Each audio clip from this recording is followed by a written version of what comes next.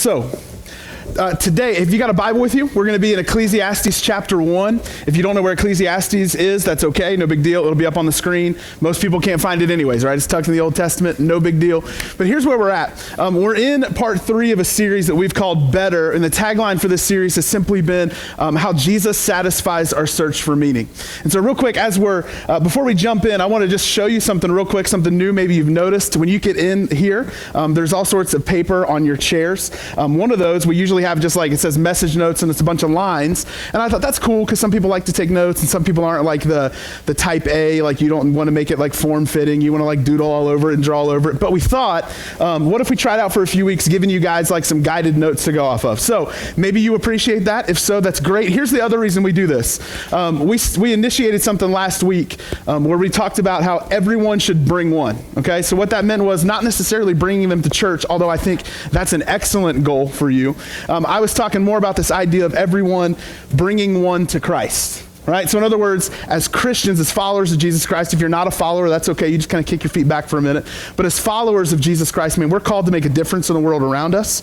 And that's beyond just serving people, which we're going to talk some about. But really it goes further into that. It goes into changing their spiritual lives. And so being the light of the world, being the salt of the earth, doing what Jesus has asked us to do. And so here's a really easy way, okay? I'm going to let you know. How many of you guys know you have a platform that you can use to help people see their lives get changed? If you have social media, that is the biggest platform you probably have, unless like during your job you get up like and talk to 600 people at one time, which I don't know if any of us have that. But you realize simply by posting something online, you could brighten somebody's day. You could change the way somebody sees something. And so what we've done there is we kind of put these quotes on there, these ideas, these guided notes that you can simply later on, or maybe today if you can get cell service here in the dungeon, you can post something and just let people know, right? Because then people might see that and go, oh, okay, there's a church that doesn't suck. Is that okay to say? Is that all right? Right? Because let's be real. How many of you guys have been to some really terrible churches? How many of us have worked? I'm not going to say that. I won't say I've worked in terrible. But here's the thing, right? We've all been to churches where we walk in and we walk out and we go, oh, I feel like this could be better, right? Dude, there are people everywhere looking for a church that isn't terrible. And so we will point them here. Or real quick, just as a way of introduction, man, I want to let you guys know, we have a living legend with us today. Her name is Yolanda Parker. No, I'm just kidding. But Francel back here, if you just want to wave, you don't have to stand up. He just got his knee all worked on. He's the pastor at Open Door Church over on Upson Street. And so Francel was actually the youth pastor before me at the last church I worked at. So they went from an old, good-looking youth pastor to a young, good-looking youth pastor at the last church. But Francel's awesome, good friend of mine, so we're so glad he's here.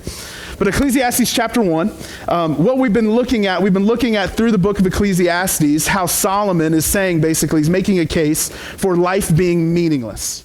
Right? He actually opens the book that way. He says that everything is meaningless, utterly meaningless, that nothing we do matters, right? He just sounds super depressed, which is weird for us because if we look at Solomon's life, what we're going to see is that he's got everything that most of us would want. He's got money, lots of it. He's got power, and lots of it. He's got influence, and a whole lot of it. He's got ladies, about 700 wives, right? Which I think might come with more problems than perks. But either way, he's got all the women you could want. He's got everything you could want, and yet he stands there towards the end of his life as he writes Ecclesiastes, almost like an old man sitting in front of a fire, and he just says, it's all meaningless. And so the first 2 weeks we looked at how he made a case that not necessarily through his experience, but more just looking at the world around him, he makes the case for how life is meaningless. So the first week he talked about how, man, if you just look at science and you look at nature, right, here's what you're going to see. It's all this closed system that even if there is a God, he can't or won't interrupt it. Right? And then he makes the case last week, almost like a historian, that history is just cyclical and it never goes the way you hope, that nothing you do is ever going to matter. Even people who haven't been born yet are going to be forgotten. And he makes all these claims and all these cases, but here's what we know on this side of history is that as wise as Solomon is, he's not wisdom itself. And what Paul writes to the Corinthians is this. He says that Jesus Christ is the power and the wisdom of God. So we've been taking the wisest man of his day, Solomon, and contrasting that with wisdom personified through the life of Jesus Christ. So we're going to continue that this morning, but we're going to get away from just Solomon observing to now he's going to start making a case for why life is meaningless through his actual experience. So Ecclesiastes chapter 1, starting here in verse 12, we're going to read about 6 verses together as we get going here. Solomon writes, I, the teacher, was king of Israel in Jerusalem. I applied my mind to study and to explore by wisdom all that is done under the heavens. What a heavy burden God has laid on mankind. I have seen all the things that are done under the sun. All of them are meaningless, a chasing after the wind. So he's just reminding you of what he believes, right? Everything you do, everything you experience, he's saying it's meaningless. It's like you're shadow boxing, right? You're not actually hitting anybody. It's like you're chasing after the wind. It doesn't matter. It's all meaningless. He says, what is crooked cannot be straightened. What is lacking cannot be counted. I said to myself, because all normal people talk to themselves, right? Just don't answer yourself. That's when it gets weird. I said to myself, look, I have increased in wisdom more than anyone who has ruled over Jerusalem before me. I have experienced much wisdom and knowledge. Then I applied myself to the understanding of wisdom and also of madness and folly. But I learned that this too is a chasing after the wind. For with much wisdom comes much sorrow. The more knowledge, the more grief. See, Solomon, what he's saying, I tried everything I could to learn everything I thought I would need to know. I thought I would find meaning if I knew it all, if I could answer all the questions, if all the struggles that people struggle with in life, if I could figure those out, and I could be truly the smartest, wisest person to ever live. If I could attain that, then I'd be happy. Then I would feel complete. Then I'd feel whole. But what he found out is this: he can answer all the questions, but he still hasn't found what he's looking for. He knows everything he wanted to know, and yet he still hasn't gotten to the point where he's happy. See, what Solomon is he's searching, okay? He's actually on a search that all of us go on quite often, if we're honest with ourselves. What Solomon is searching for is purpose. Solomon is searching for purpose. He's looking at the world around him. He's looking at everything he could do and everything that he can know. And he wants to find, what's my purpose? What's my place in this world? What am I here for? Now, if we're real, we all search for purpose. We might do it in different ways. We might talk about it in different ways, but we all search for purpose, right? So how many of you don't have to raise your hand, just think about it, but you ultimately thought your purpose was going to be wrapped up in a career, right? You thought, man, if I could just get this job and work this hard and get to this level, then I'd feel happy. But then what you find out is you work hard, you get to that level, and you're still unhappy because you want something more. Or you think, well, if I could just be in a relationship, or if I could just date like everybody else dates, if I could just have that, then man, I would be happy. But then you get in the relationship and you find out you started dating crazy, right? And you're like, well, not so much. Or maybe you don't even date crazy, but you find out that the person dating you is dating crazy, right? Because you're the crazy one. And you're like, well, that just... Or you think, if I could just get married, like marriage is going to fix everything. And then you learned what every married person learns is that marriage is awesome and it's a gift from God. But dude, if you thought it was going to make things easier, you were sadly mistaken, right? We're all searching for purpose. We want to know where we fit in this world around us. And Solomon, he's looking for it in wisdom and knowledge, but the case remains the same. He's looking for purpose and he's not finding it. But here's what I think. I think for those of us who are Christ followers, once again, if you're not a follower of Jesus Christ, man, this is your chance to kind of kick back and just watch us crazies, okay? For followers of Jesus Christ, I think it is inexcusable to not know what your purpose is. Like, to me, it just doesn't make sense. Like, we can question it, but ultimately our purpose is not found in what do I make of myself, but it's found in making much of Jesus. It's found in taking my life and saying, you know what? I want to live with the purpose God intended me to live with. So it's not about making a big deal out of me. It's about making a big deal out of God. And so for us, here's what I want to do this morning and next week, because here's what I'll tell you. We're going to kind of take this in bite-sized chunks, okay? I didn't want to overwhelm you and like give you the porterhouse, even though that's delicious and make you feel like, oh my gosh, we're here for like an hour. We're going to kind of split it up. But what we're going to talk about is this. We're going to talk about 5 ways that we can live with purpose, okay? 5 ways that Jesus gives us to walk out the purpose we're supposed to live in, to do what he's asked us to do, to become who he's calling us to become. That if we do these 5 things, this isn't like the surefire, like you mix all the combinations together and you get this great cake, right? These are things we're going to have to wrestle with, but 5 things that if they become a part of our life, we're going to find out that we're walking in the purpose that God has for us because we're putting ourselves in a position to hear from God, okay? Now, before we get there, before we talk about the first 2 of the 5 ways to live in purpose, I kind of want to give you a little bit of background here. So this week, as I was prepping this message, I went back and watched a movie, okay? Because I love movies. And so you're probably wondering like, oh, I wonder what great inspirational movie you watched in preparation for today, right? You're thinking like, I'm going to Netflix this thing. You can Netflix it. The movie is called Dumbo, all right? Anybody seen Dumbo? You know, okay? Like old school cartoon, probably from like the 1940s, all right? Dumbo, just to give you the background on the story, this stork drops off a baby to Mrs. Jumbo, all right? Now, I don't know who named her that, but I think that's the reason you know there's not a husband for Mrs. Jumbo, because she killed somebody, right? You call her Mrs. Jumbo enough times, she's gonna get angry. So Mrs. Jumbo's on this train, and the stork drops off this baby Dumbo, and baby Dumbo looks amazing. He's cute. He's got these big blue eyes, right? Just looks sweet as can be. But then something happens as the other elephants are like fawning all over he's gonna be called Jumbo Jr. as they're just fawning over him and just loving on him. He gets a little tickle in his nose, all right?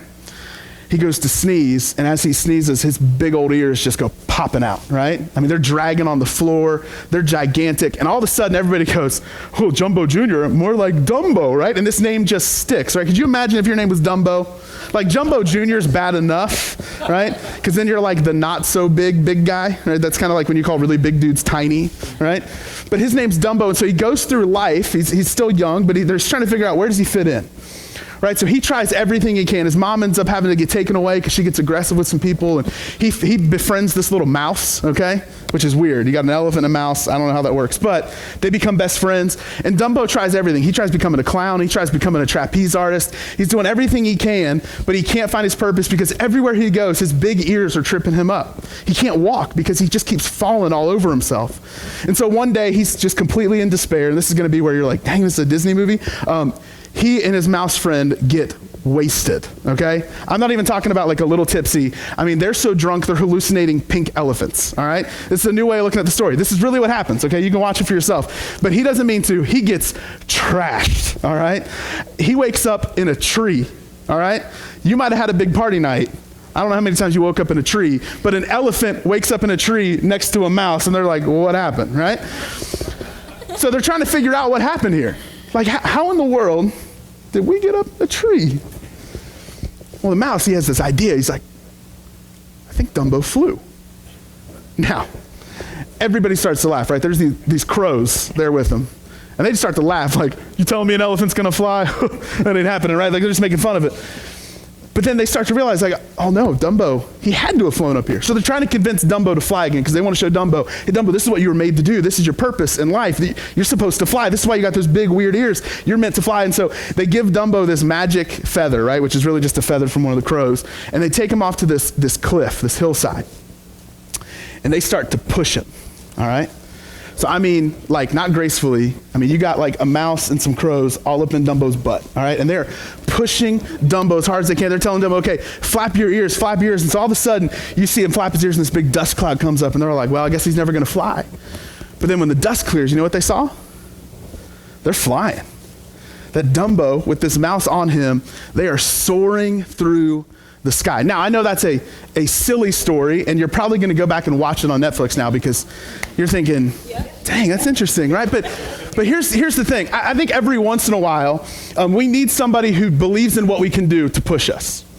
All right? Like, we need somebody who sees our potential, who's willing to get all dirty, get all up in your butt, right? Not necessarily on purpose, right? But just push you a little bit so that you can actually walk in your purpose and you can do what you're supposed to do. And so here's what I'm going to tell you. This week and next week, you guys get to be Dumbo. And I'm going to push you. All right? I'm just being as honest as I can. Not to scare you, intimidate you. I'm not actually going to touch your butts, okay? If I do, I lose my license and I won't be at church next week, right? Francel will be back and he'll be preaching a different message. But I want to push us because here's the thing. I don't want us to waste another day being upset about where we are in life and how we feel out of place when we could be flying, when we could be doing what we're supposed to do. So 5 ways to live with purpose. Today we're going to do number 1 and number 2. Next week we'll do numbers 3, 4, and 5, okay? So today, number 1, 5 ways to live with purpose if you're taking notes.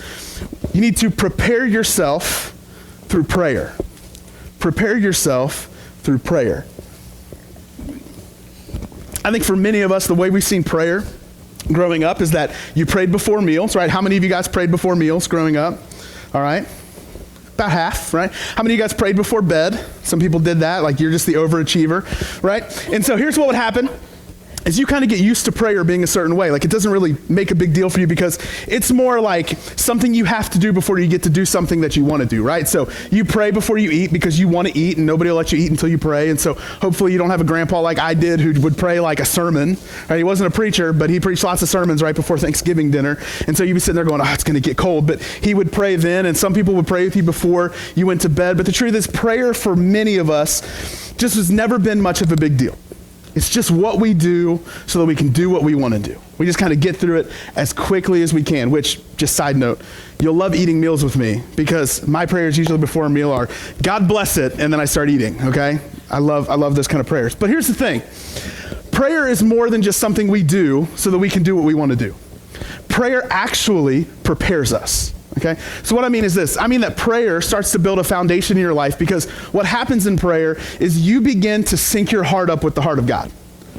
All right, so when I pray, it's not about getting what I want. It's about hearing from God so that he can tell me what he wants me to do.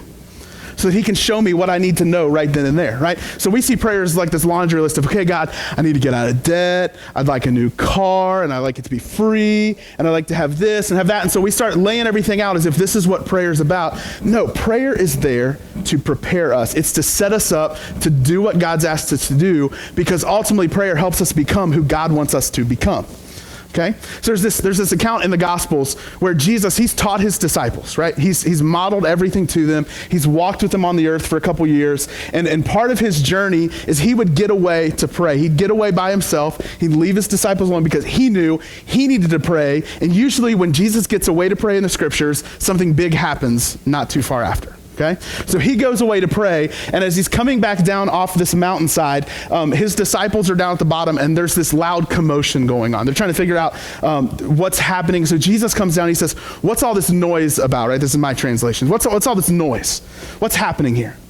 And this man comes up to Jesus, and he kind of points things out. He says, well, I brought my son to your disciples to cast this demon out of him. He's been wrestling with this evil spirit, and I brought him to your disciples because I thought your disciples could cast the evil spirit out. But they couldn't do it. And so Jesus goes over, long story short, because this isn't the point we're talking about, he goes over and he heals this boy. The boy's set free. He went from gnashing his teeth and just wrestling all over the place to now he's calm, he's in his right mind. The disciples, they're perplexed, okay? They don't know what to think of this because they get back almost now in the post game. Okay, so how many of you guys played sports? Anybody play sports growing up? Okay, how many of you guys ever got whooped playing sports growing up? Okay, that happened to me a lot. I was on a team in 8th grade that was 0-10 in basketball, right? Baller, right? So this is what, but when you lose a game, right? Like I remember in 8th grade playing football, I remember we lost a football game 2-0. All right? That means we lost by a safety. And you sit in the locker room after games like that, and whether you lose by a lot or lose by a little, you sit back in the locker room like that, and you're always kind of grasping at straws going, what happened there? Like, why weren't we better today? Why didn't this work? Why didn't the game plan work the way we thought it was going to work? And so the disciples, they're standing with Jesus almost in the post game, and they ask this question. This is what they say here in Mark chapter 9. It says, after Jesus had gone indoors, his disciples asked him privately, why couldn't we drive it out? Like, why couldn't we do what you did? You've taught us. You've showed us, right? We've stood right by you as it's been done. Our life has been threatened with your life. We've prayed what you've prayed. We've done what you've asked us to do. Why couldn't we drive it out like you drove it out? And Jesus' answer, if I'm one of his disciples, is honestly probably frustrating. He says this kind can come out only by prayer. This kind can come out only by prayer. So what Jesus is telling him is this, is that when the stakes get high, it's not a one-shot prayer that's going to make things work. Right? He's basically saying that prayer is not like a magic wand where you can just point at somebody and say, alakazam, alakazoo, I said a prayer and God delivered you, right? Like this isn't how prayer works. He's saying it's actually more than that, that prayer is meant to be, you like that, didn't you? This is why she married me. Prayer is meant to be more of a lifestyle. Right? What he's saying is like, you couldn't cast it out because you thought this was a one-shot deal. You thought you could just roll in all big and bad and be like, all right, demon, come out. But when I've been praying, you've been sleeping. Right? prayer is more than just a one-shot deal. In fact, you'll even see in the book of Acts, one of my favorite stories, these guys come up to a demon-possessed man, and they roll up on him, and they're like, hey, in the name of Jesus, whom Paul preaches, we command you to come out. And you know what this demon-possessed dude does? He beats the whole lot of them to where they're bleeding and naked and have to run away, right? Prayer doesn't work a lot of times if we think it's just a one-shot thing, like we can just make it happen wherever we want, because prayer is not a magic wand. It's meant to be a lifestyle, right? So here's just another way to think about prayer. I love pop, okay? So let's pretend that this is pop, because I haven't drank pop for over a month now, right? That's pretty good. I'm still a little hefty, right? I thought pop was the only thing I was doing wrong, but I just didn't want to drink pop for a while because, I just felt like I was drinking too much of it. But I love pop. But you know what I hate? I hate flat pop, okay? Now, some of you are confused because maybe you don't say pop. It could be pop. It could be soda. It could be soda pop. You just can't call everything Coke, okay? Because that's stupid, all right? I'm just being honest. I lived down south for like almost 7 years, and people will be like, I'll take a Coke. What kind of Coke? Mountain Dew. I'm like, are you an idiot? Like, just ask for a Mountain Dew, all right? That's stupid. Soda or pop, soda pop, not Coke. But I hate flat pop, okay? Like, I hate it. So what I do if we get a bottle of pop is when I drink it, I'll pour it out. Sometimes I drink it straight from the bottle. Don't tell my wife. And then when I get the cap back on, I crank that cap back on because I don't want it to like even slowly leak out to where it could slowly become pop because I don't want to murder the carbonation, okay? I just want to keep it as nice as I can. But you know who that frustrates? My wife. You want to know why it frustrates her? Because she can't open the pop, right? She ain't got these guns, okay? So you know what she has to do? She has to come up to me, and she never yells at me, so it's never a yell. But she has to ask me as nicely as she can to open the pop so she can drink it, all right? Now, that's a funny way of looking at it, but here's the thing. That's a lot of times how prayer works, is that prayer is going to open doors that our effort alone will keep shut. Prayer is going to open doors that our effort alone will keep shut. You want to know why that is? God in his infinite wisdom, first time I ever heard this was a guy named Mark Batterson. In his infinite wisdom decided that some things are only going to happen when we humble ourselves and pray. That there are some things that will always be out of our reach until we decide that we're going to stop making it about me and start making it about what God can do. Some things only happen when we humble ourselves and pray. Prayer is going to open doors that effort alone will always keep shut. In fact, Jesus tells his disciples another story because he loved to tell stories. And he's sitting with his disciples and they're asking about prayer, they're talking about prayer. And he says, in this one town, which all the disciples, they probably heard enough stories so they're like, oh, here he goes again, right? Like it's like you have that uncle that just always tells stories. Like you ask him a question and he's like, well, there was this one time. He's like, I just asked what the weather was, right? You don't have to tell me about 3 years ago. But Jesus tells a story. He tells a story about this woman. She's a widow. We're given the impression that she's older. And she wants justice. Now, we don't know what she wants justice for. We just know that there's something that's wrong that she wants to see made right. And so she decides that she has to go to the judge, but there's a problem with this judge. Jesus makes it clear that he does not care about people, so he doesn't care about what people want. He doesn't care about what people are asking for. He just doesn't even like people, right? He's one of those guys like you just get around him and you're like, just got colder, right? But he also doesn't care about God. So he doesn't care about what God wants, what God thinks, what God requires of him. He just doesn't give a rip, okay? And so if you're going to this kind of judge, you're going to get frustrated. But here's what the woman does. She decides that she's going to go to this judge day after day after day until she gets what she wants. And so day after day, she's just showing up, knock, knock, knock. Hey, judge, I want justice. All right, cool, leaves, right? Comes back the next day, knock, knock, knock. Hey, judge, I want justice. She wait in line the next day. She gets there early because she wants to be right there as he gets in. He's still putting up the robe, right? Knock, knock, knock. Hey, judge, I want justice. And every single day he keeps doing this. And so this judge who doesn't care about people, doesn't care about God, he has this thought. He says, lest this woman just wear me out, right? Because ladies, you can do that sometimes. Just kidding. I don't want to be in trouble. He says, lest this woman wear me out, I better give her what she wants. I got to give her what she wants so that she'll leave me alone. And Jesus takes this story and then he introduces this kind of as like a teachable moment. Here's what he says. Luke 18, verse 6. It says, and the Lord said, listen to what the unjust judge says. And will not God bring about justice for his chosen ones who cry out to him day and night? If you're taking notes on that note sheet, man, I would underline those two words, day and night.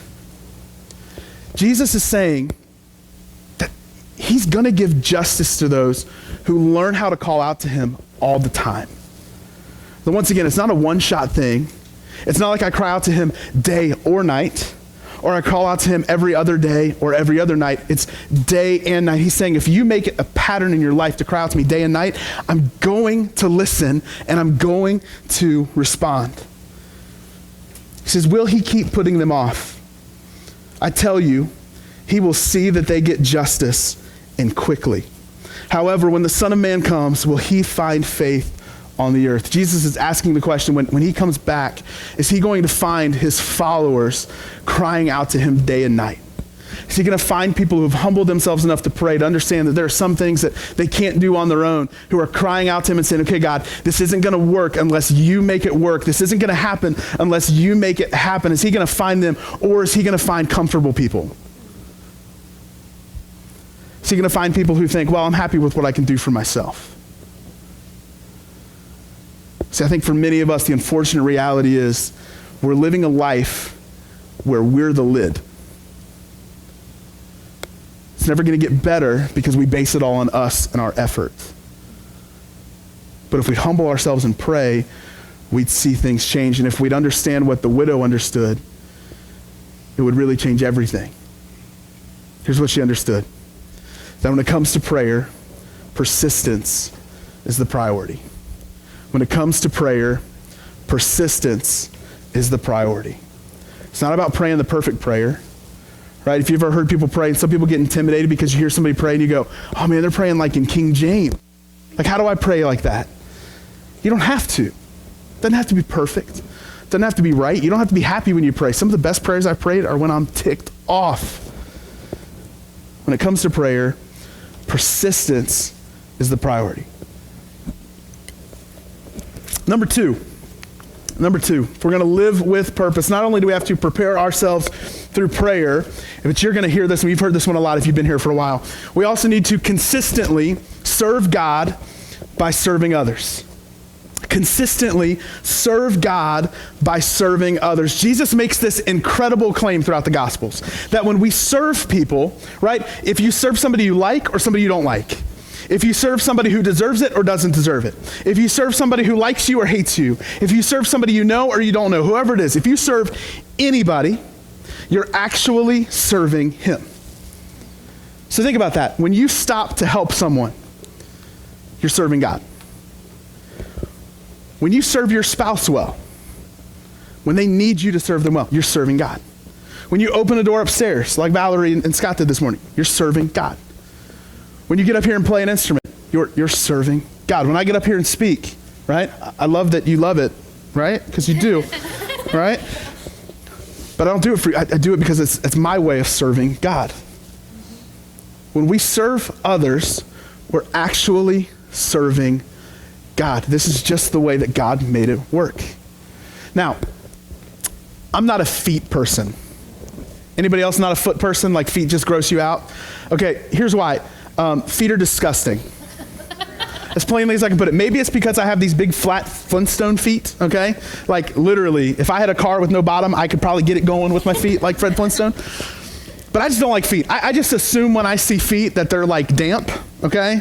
And clammy, and if you touch me with them, I'm gonna throw up, okay? So I hate feet, which is what makes this account from the life of Jesus kind of gross to me, but at the same time, it kind of humbles me a little bit. All right, Jesus is eating a meal with his disciples, and just in the middle of the meal, out of nowhere, right? There's no reason given. Jesus just stands up. He takes off his outer garment, right? Which kind of be like one of us taking off our shirt. So it'd be weird because you're just sitting there like, could you imagine being at my house and all of a sudden you're just like sitting there eating and like you're putting in the last piece of broccoli and I'm like, all right. He takes off his outer garment and he gets down, he kneels down, he grabs a water basin, kneels down in front of one of his disciples, Peter. And he just starts grabbing Peter's feet. He starts washing his feet. Now, feet are gross. Feet back then were really gross. You want to know why? Because they wore sandals out in the desert. All right, so they're just walking around in other people's dirt, other people's mud. They didn't have indoor plumbing, people. So if they went to the bathroom, their feet were where the bathroom was. And Jesus is sitting there down on the floor right by the kitchen table. He's just washing Peter's feet. And Peter, he's taken back by this. He's like, Lord, will you wash my feet? In other words, like, you're not washing my feet. That's not happening. Like, I'll wash yours. But Jesus just ignores it. He just keeps going. He washes his feet, and then he gets done. And once again, he does what he does a lot of times. He uses this as a teachable moment. So here's what he says there in John chapter 13. It says, when he had finished washing their feet, he put on his clothes and returned to his place at the table. He said, do you understand what I have done for you? He asked them. You call me teacher and Lord, and rightly so, for that is what I am. In other words, like, I'm the top dog here. Right? You call me teacher, you call me Lord, you're saying I'm God. That's because I am. You're right in doing that. Now that I, your Lord and teacher, have washed your feet, you also should wash one another's feet. I have set you an example that you should do as I have done for you. Jesus is saying, I've done this, not that you actually need to literally start washing people's feet. Okay, you can. That's a humbling experience. I've had people wash mine before. I've washed people's before. It's humbling. It's disgusting, but it's humbling. But he's saying, I've set you an example that you should do as I've done for you. In other words, what he's saying is, you should serve other people even when it's uncomfortable. Like, you should humble yourself and serve people even when it doesn't seem like you're doing it in the right spot or in the right place. You should humble yourself and serve people even when maybe you don't feel like it. I've set you an example that you should do as I have done for you. Then Jesus says, very truly I tell you, no servant is greater than his master, nor is a messenger greater than the one who sent him. Now that you know these things, you will be blessed if you do them. Now that you know this, you will be blessed if you do them. Now, I love my wife, and I have permission to share this story, right? Because sometimes I think you guys think that I don't tell Katie what I'm going to say, but she knows usually, unless it's something stupid, and then I tell you, like, I'm going to be in trouble for that. One of the funniest parts of our marriage, because I do think it's funny, is how we do or don't actually clean our house, okay? We're not disgusting, okay? But we're like messy, kind of organized, all right? So we got like stacks of books, places, things like that. Some of you guys are not that way. Hey, God bless you. That's just not us. But Katie will tell me a lot of times, I'll be like, oh, so what are you gonna do today? She's like, I'm gonna clean the house, right? So just a great example, not this past Friday, but the Friday before, I was at a conference all day and Katie was off work. And so I said, hey babe, what you gonna do today? She's like, I'm gonna clean the house.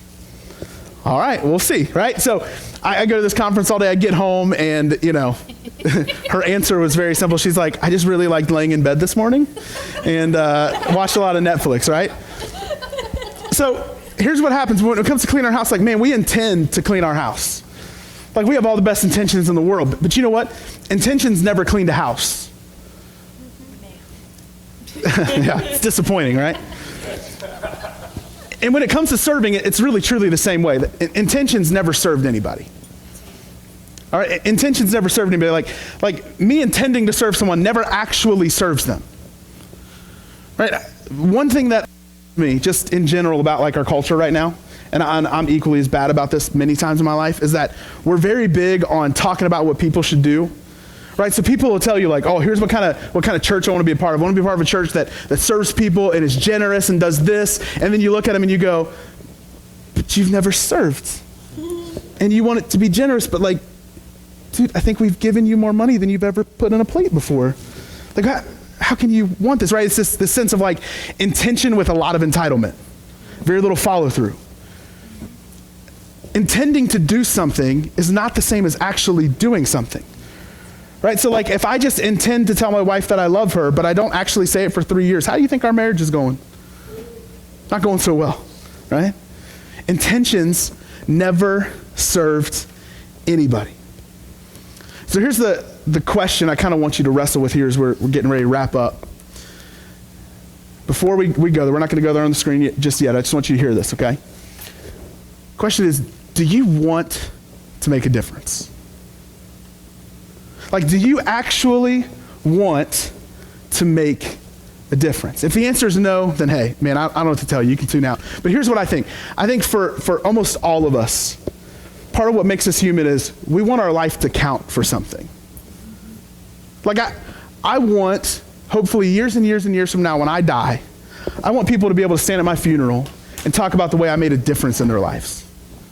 Like people I don't even know yet. I want them to be able to stand there and say, man, this guy did so much to help me. Like I want to make a difference. And I think you do too. Okay, I don't think anybody celebrates the idea that at your funeral it might just be like 2 people. You want to make a difference. Unfortunately, I think there's a hurdle between most of us and actually making a difference. Between most of us not just intending to do something great, but actually doing something great. And that hurdle are the excuses we make. So, do you want to make a difference? Then we've all got to stop making excuses and serve. Now, this is where we go back to the dumb. I'm going to push you a little bit, okay? Just want you to know. I want to be fair to you.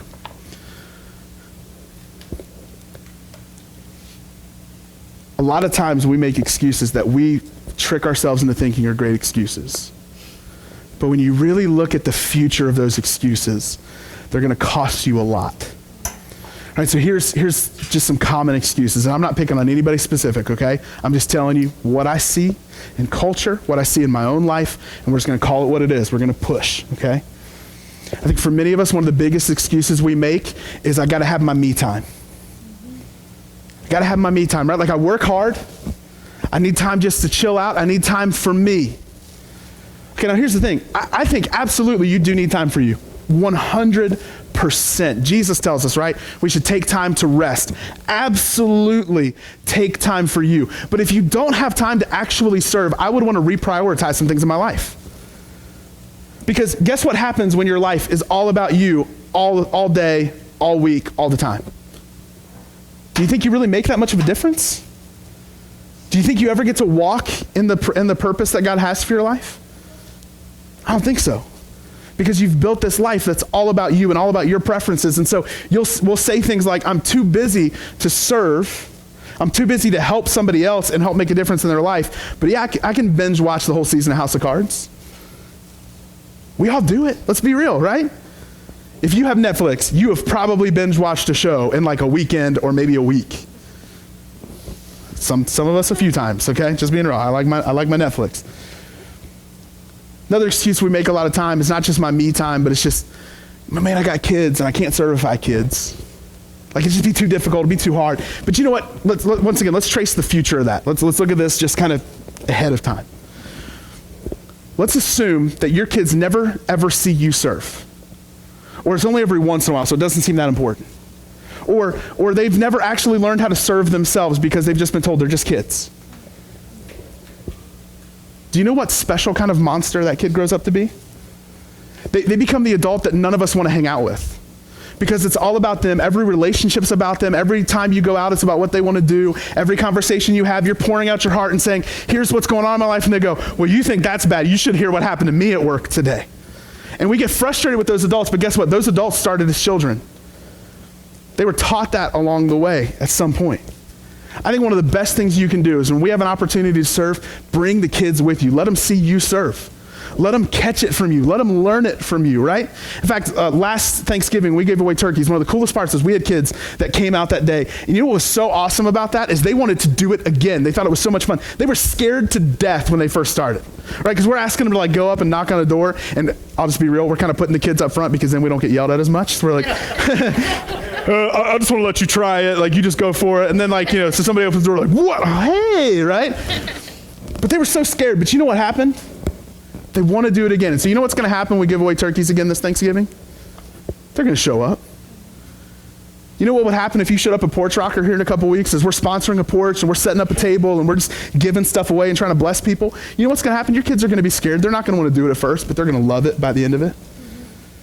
Man, let's get past the excuses we make, whether it's about our me time or how hard we work or how much I need for myself or I just don't feel like I fit in anywhere. I don't have a gift to share, because that's another one, dude. We just be like, I don't have anything I could really do. Do you think it takes a special kind of gift to like fold some bulletins?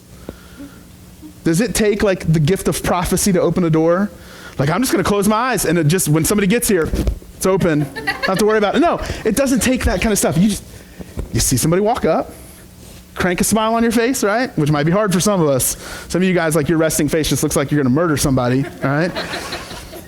And then you just open a door.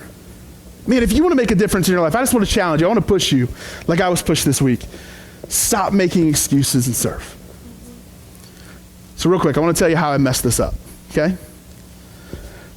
Last Sunday after church, I got home. We had our dream team gathering that night, and every once in a while I get in this mood where right after church on Sunday, I'm in this creative zone, and I'm like, okay, I just want to work on my sermon for next week. And so I started working on this message, and I'll be honest, like by the time Sunday night rolled around, it was like probably midnight, 12:30 or so in the morning. I had this thing almost done. I was loving it. I was feeling it. I was praying through it. Felt great. So the next morning, I'm a little tired. I'm heading to work, and so I stop at a gas station, right, the Circle K right over here, right, just like a door over from us. And I stop there and I walk inside because I'm going to get a bottle of water. It's a big bottle of water, costs about $2. And so I grab this bottle of water, and this guy comes up to me, and I've talked to him before. He's a homeless guy here in the area. And he looks at me and he's like, hey man, can you help me out? Can you get me some orange juice? Now, normally he doesn't ask me for orange juice. Normally it's like, can I get money for a bus ticket? Can I just have money? And so normally I'll talk to him and maybe help him out every once in a while, but don't feel bad about it. He's literally just asking for orange juice, okay? And I'm in the store with him, so I can see if he's actually purchasing orange juice. But I look at him, and I'm like, no, man, I can't help you out today. Just can't do it. I was just tired. I was done with it. I just didn't want to deal with it. I had a bad attitude, all right? So I grab my big bottle of water. It's like twice as big as this, and I reach in my pocket, and I pull out a $10 bill. And literally, I'm like right in front of the counter, and I felt like crap, okay? I stopped. And it was like God just started checking me on some stuff. And all I could think to myself was, you got $10, you can help this guy. So I turn around, feeling terrible about myself. As he's getting ready to walk out, and I'm standing right there in front of the cashier, I'm like, hey man, grab an orange juice, I got you. So he proceeds to grab the biggest orange juice I think they make in the history of Circle K's and brings it over. But I bought him the orange juice, talked to him for a couple minutes, let him know, hey, here's the church you can find more help at if you ever need some help, and just stop and talk to him for a minute. Tried to, let him know I saw him as a human being, as not just like a transactional relationship. And I walked out of there, and like part of me felt good because I helped him, but part of me was also like, man, I almost missed an opportunity there because I was in a bad mood, hurried. I was too worried about myself. I'll tell you this, it was worth it to me to be a couple minutes late to work, now looking at it, to serve this guy. Because the next time I see him, I can call him by name, I can talk to him, maybe buy him a slightly smaller orange juice. But we started something there. I almost let my own excuses get in the way of me doing what God's asked me to do, me living with the purpose that God's called me to live with. It almost kept me from ultimately becoming who God's calling me to become. I don't want to see that for any of us. For every single one of us, I want to see that when God gives us a plan, he puts a call in our life, that we're pursuing it, that, man, we're flapping our big old ears that make us feel like we stick out and we're not sure where we fit in this world. And as somebody's pushing us, man, we just start to soar. We start to fly. We start to help other people. And we're becoming who God has called us to become. Let's pray together. Jesus, I thank you so much for the example you give us in your word, how you give us these ideas and these ways that we can live with purpose, that you don't want us to walk around just trying to figure out, hoping that something eventually will stick. God, for so many of us, we feel like we're just spinning our wheels when it comes to living with purpose.